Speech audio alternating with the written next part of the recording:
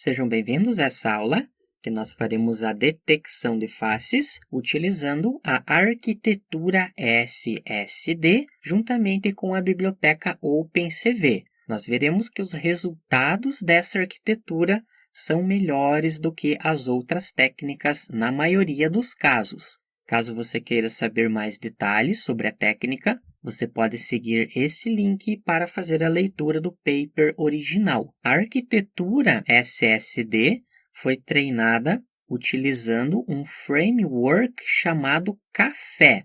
Caso você já tenha estudado algo sobre a área de Deep Learning, sabe que existem bibliotecas bem famosas, como por exemplo, o TensorFlow e o PyTorch.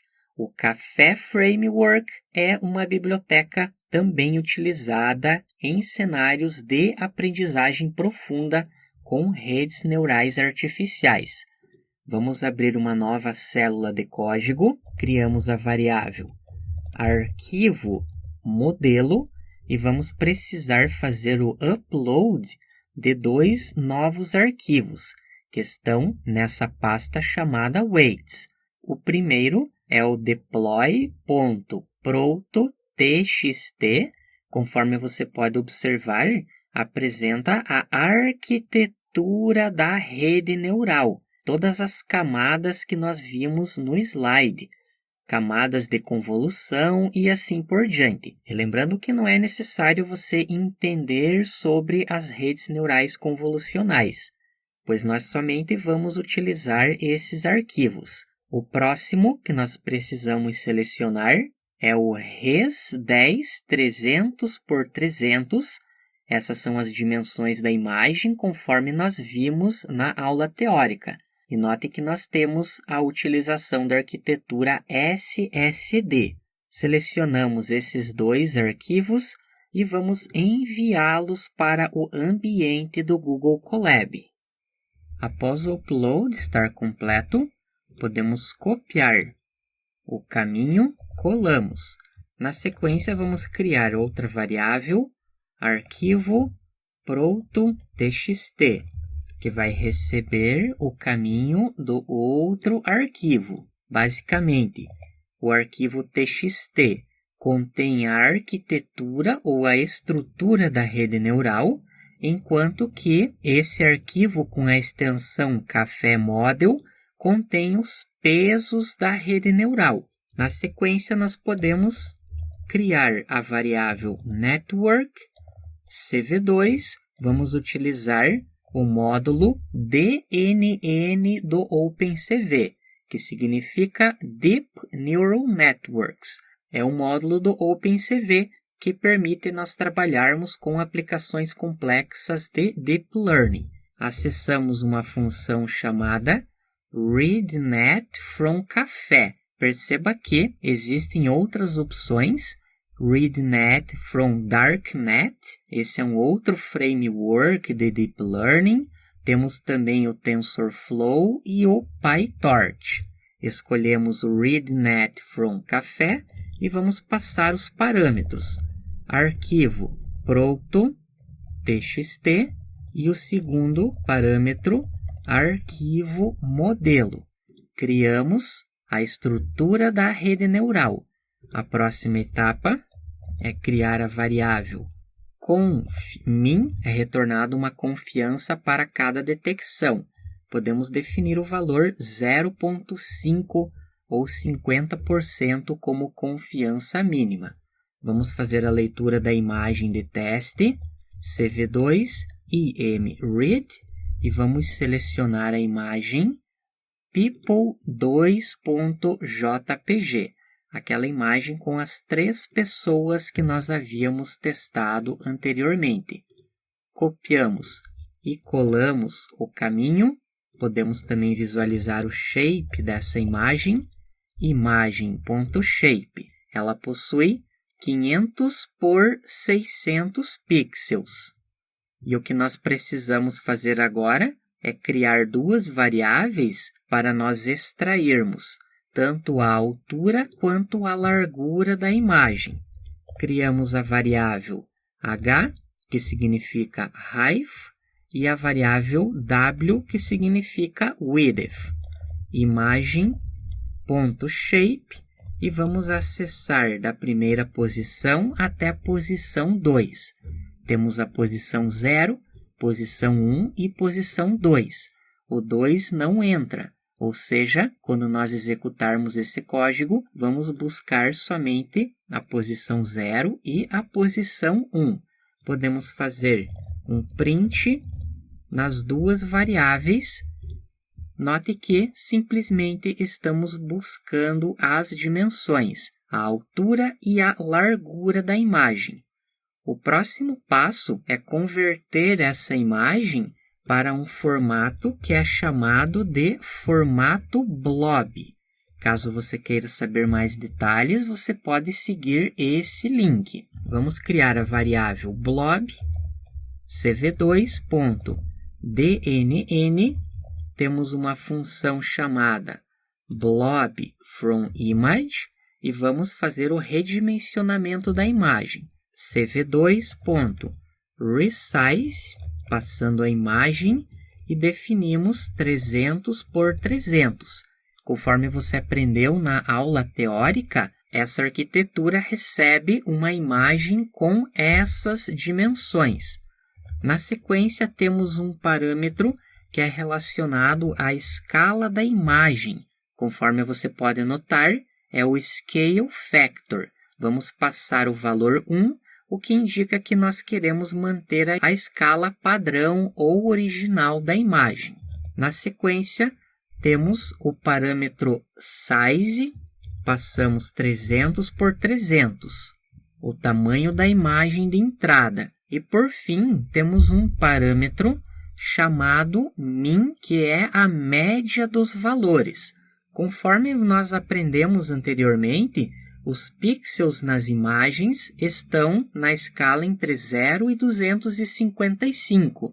Porém, é necessário aplicar uma normalização nesses dados para colocar esses pixels em um formato compatível com a arquitetura SSD. Portanto, nós precisamos enviar como parâmetro 3 valores. Um valor corresponde a cada um dos canais, os canais R, G e B. Nós vamos definir o primeiro parâmetro com o valor 104, 117 e 123.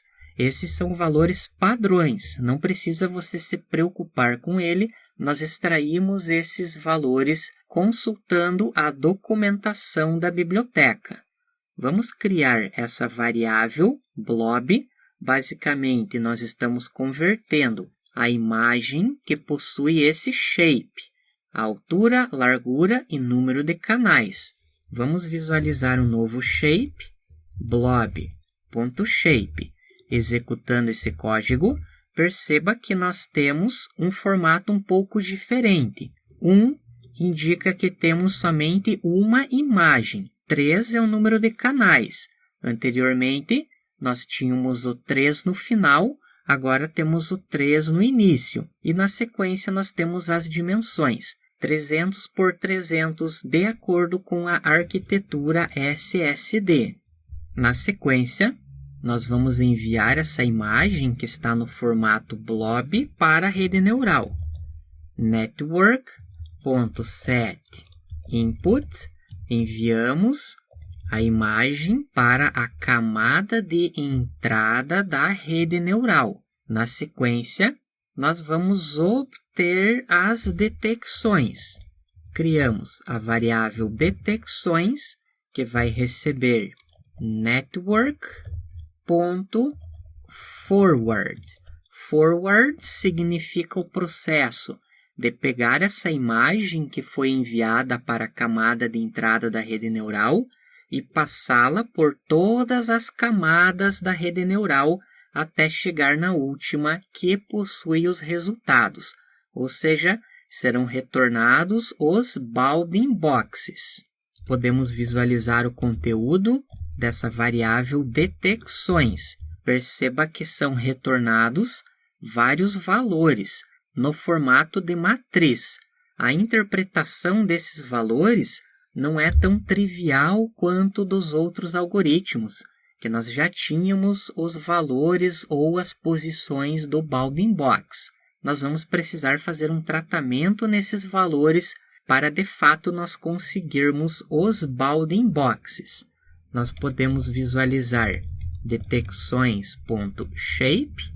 Perceba que é retornado o valor 1, que temos somente uma imagem, e temos esse valor de 200. Aqui que estão as informações que nós vamos obter. Se nós digitarmos detecções.shape na posição 2, é retornado 200. Posição 0, posição 1 e posição 2.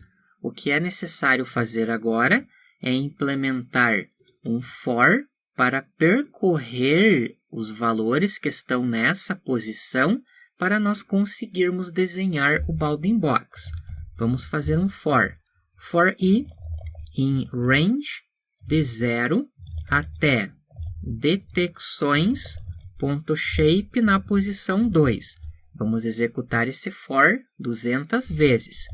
Primeiro passo é buscar a confiança da detecção. Acessamos detecções, posição 0 e posição 0.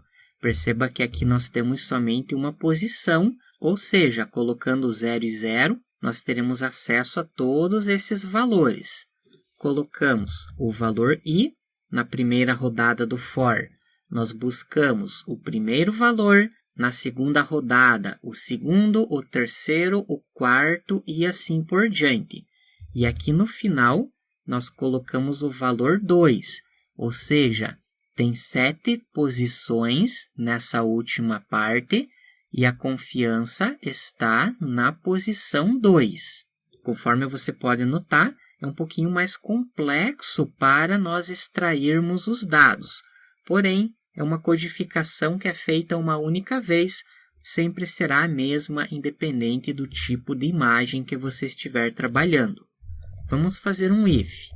Se a confiança for maior do que o confmin, que é o valor de 0,5, nós podemos fazer um print na confiança. Vamos executar esse código parcial. Note que temos os respectivos valores de confiança. Relembrando que nós estamos utilizando o people2, são 3 faces. Isso indica que foi retornada a confiança para cada uma delas e está sendo retornada no formato de porcentagem. 99% a primeira, 98% a segunda e 97% a terceira. Vamos criar uma variável chamada textConf, abre e fecha chaves. Vamos aplicar uma formatação. Ponto 2f, f significa float, e porcento. Format, confiança, multiplicado por 100. A nossa ideia é colocar esse texto na imagem, o bounding box juntamente com a confiança. Agora nós podemos buscar as informações sobre o bounding box. Acessamos as detecções 0 e 0, colocamos o i para cada vez que nós passarmos no for buscarmos uma posição específica. Conforme nós sabemos, na última posição existem 7 valores. Na posição 2 está a confiança. Da posição 3 até a posição 7 estão os valores do bounding box. São 5 valores nesse intervalo. O upper bound não é considerado, ou seja, estamos acessando a posição 3, 4, 5 e 6. E vamos precisar fazer uma multiplicação por np array, colocando o wh e wh.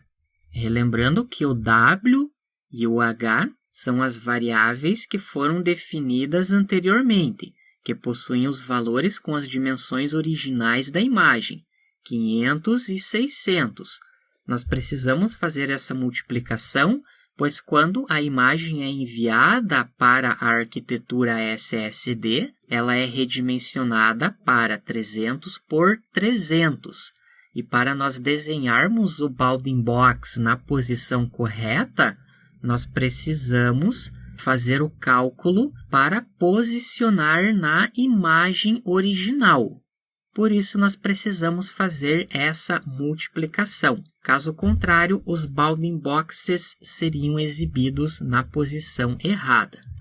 Nós podemos fazer um print na variável box, executamos essa codificação e perceba que agora nós temos a confiança juntamente com o bounding box. Agora, o que nós precisamos fazer é pegar cada uma dessas posições e jogar para as respectivas variáveis. Vamos criar a variável start x, start y, end x e end y. São as posições finais.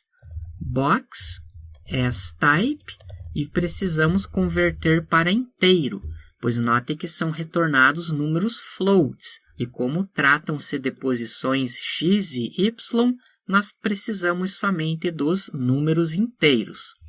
Vamos fazer um print no start x, start y, end x e end y. Executamos novamente. Com isso, nós temos os valores finais dos retângulos de cada uma das faces. Agora, nós finalmente podemos fazer o desenho. cv2.rectangle, imagem, start x, start y, a posição inicial, a posição final, end x, end y.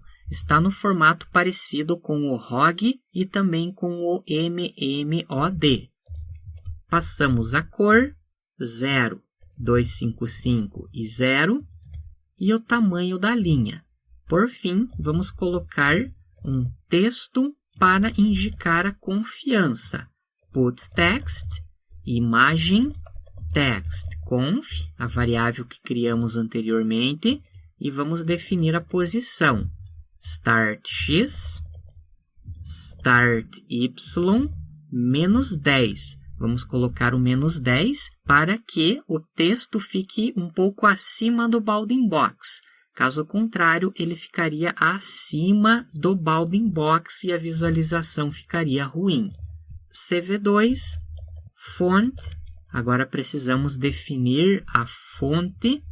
Eu vou escolher Hershey Simplex. Escala da fonte 0,5. A cor 0, 255 e 0. E por fim, o parâmetro thickness, que vai indicar a espessura da fonte. No final, depois do for, vamos visualizar a imagem. CV2 e MShow, imagem. E vamos deixar toda essa codificação, os prints em comentário. Executamos essa célula e agora sim nós podemos visualizar o resultado. Todas as faces foram corretamente detectadas. Como você pode ter notado, o processo é um pouco mais complexo e na próxima aula nós vamos criar uma função para que essa codificação fique junta. Dessa forma, não é necessário repetir esse código toda vez que você queira fazer uma detecção. E também vamos fazer os testes utilizando imagens mais complexas. Obrigado e até lá!